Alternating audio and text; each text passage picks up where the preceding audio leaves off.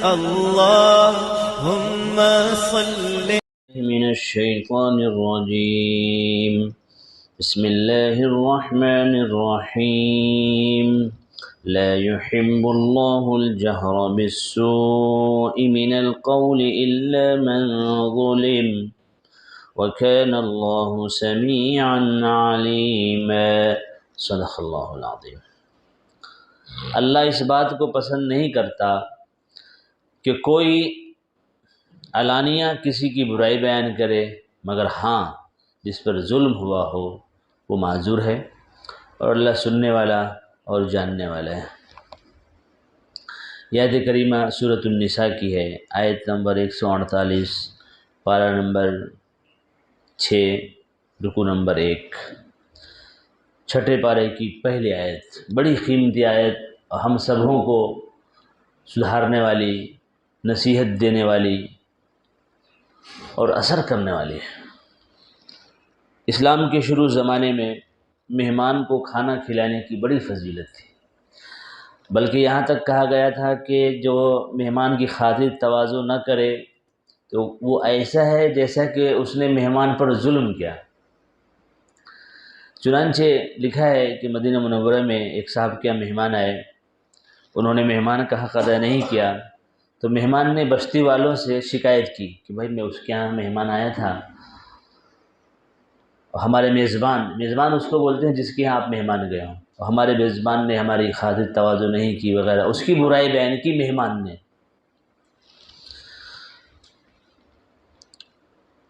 تو یہ آیت نازل ہوئی کہ اللہ پسند نہیں کرتا کہ کسی کی برائی بیان کیا جائے، ہاں الا من ظلم، جس پر ظلم کیا گیا مظلوم آدمی ہے وہ ظالم کی برائی بیان کر سکتا ہے تاکہ ظالم اپنے ظلم سے باز آ سکے، رک سکے، اور اللہ سننے والا اور جاننے والا ہے. آپ اندازہ لگائیے مہمانی کی کس قدر اہمیت ہے، اس آیت میں معلوم ہوا.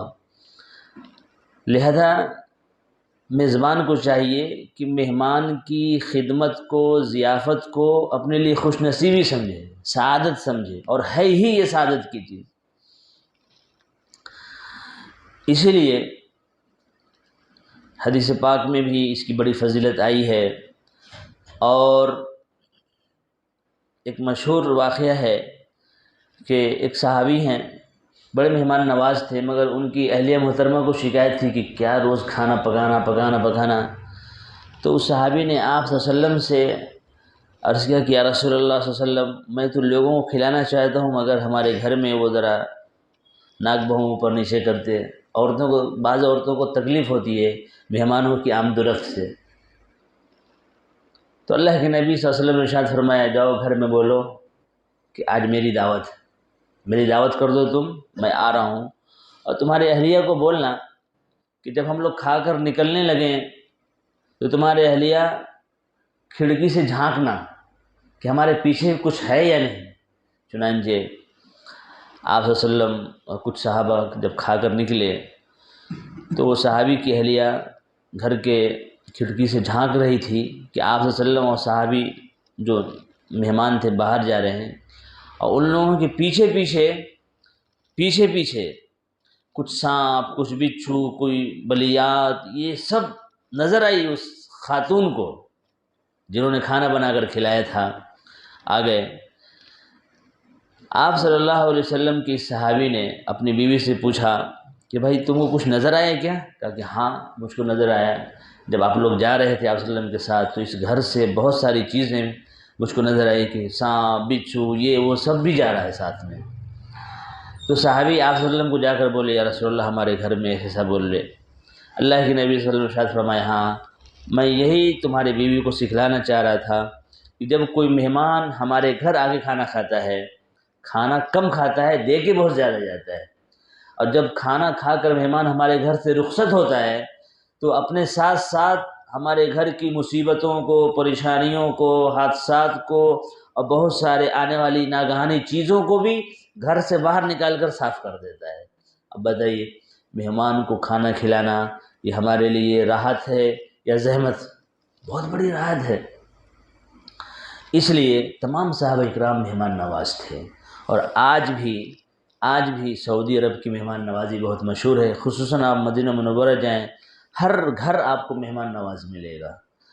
اور بہت سارے تو ایسے ہیں کہ انہوں نے باغ کے باغ وقف کر رکھا ہے روزہ داروں کے لیے، زائرین کے لیے، اور آپ صلی اللہ علیہ وسلم کی جو ہے مسجد نبوی میں آنے کے لیے جو لوگ بھی کھجوروں سے اور فلاں اور فلاں اور فلاں، یہ سب انہی آیتوں کی برکت ہے۔ جب اللہ تبارک و تعالیٰ نے ایسی تعلیم دی ہے تو اس کا آج تک اثر ہے وہاں پر۔ تو بہرحال آپ اور ہم بھی اس آیت سے عبرت سیکھیں کہ ہم گھر میں عورتوں کو سمجھائیں کہ میاں کوئی مہمان اگر ہمارے گھر آتا ہے تو ہم کتنے کا کھلاتے ہیں ایک مہمان کو؟ 100 روپیہ، 200 روپیہ، 500 روپیہ کا زیادہ زیادہ، لیکن ہمارے یہاں ہزاروں کی دولت دے کر جاتا ہے، وہ ہزاروں لاکھوں کی جو مصیبت آنے والی تھی ہمارے سر، وہ ہمارے گھر سے نکال کے جاتا ہے وہ، اور بالکل 100% پکی بات ہے۔ اس لیے خدا کے واسطے عورتوں کا مزاج بنائیں کہ کوئی ہمارے گھر آتا ہے کھانے کے لیے، ہماری خوش نصیبی ہے یہ۔